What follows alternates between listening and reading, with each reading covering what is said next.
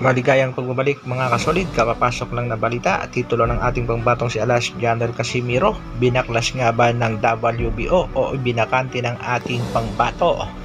Carl James Martin Wonderboy, kasado na ang laban para sa Global Super Bantamweight title. Para sa ating unang balita mga kasolid, King Ryan Garcia dumadaan pa rin sa mga matitinding pagsubok. Nalalapit na nga ang labanan nitong si Ryan Garcia kontra dito kay Oscar Duarte, pero tila wala pa rin suporta ang kanyang promotion sa kanyang laban. Isang ang mabigat na laban nito mga kasolid kontra sa knockout artist na si Oscar Duarte Jurado, 26-1, merong 23 knockouts.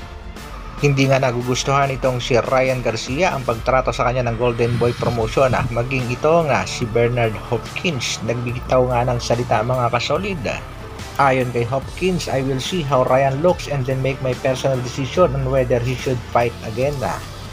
Kaagad namang nagbigay din ng pahayag itong si Ryan Garcia. For a team that don't even believe in me, but now they collect the money that I'm making them. Malaki nga daw ang ipinapasok ni Ryan Garcia, nakita dito sa Golden Boy Promotion, lalo na sa laban niya dito kay Tank Davis.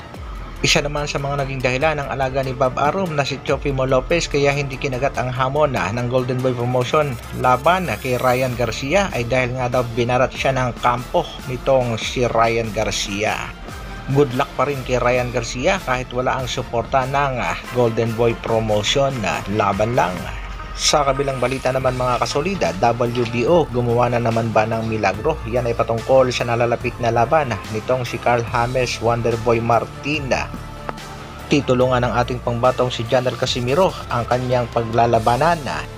Alam naman natin mga kasolid na ang Super Bantamweight Global title ay nakuha ng ating pangbato na si Cuadralas Janel Casimiro sa kanyang laban kontra nga dito sa African boxer na si Philippos Netumboa. Matapos niyang talunin ito via unanimous decision. Ang nakapagtataka nga lang mga kasolid, bakit ang titulong ito ang paglalabanan nitong si Carl James Martin at ng Thai boxer na si Chaiwat. At makikita nga natin yan mga kasolid sa BoxRec. Ibig sabihin mga kasolid ay isang title fight nga ang laban nitong si Carl James Martin. Under nga ito ng Knuckle Boxing Gym. Ang laban nga ay magaganap ngayong December 18 kontra Chaiwat Buatkratok na may kartadang 40 wins, 8 losses, pambato ng Thailand. Titulo nga ng ating pangbatong si Alas ang nakataya sa kanilang bakbakan. Marami din ang nagtatanong kung ibinakante ba ito ng ating pangbatong si Cuadro Alas.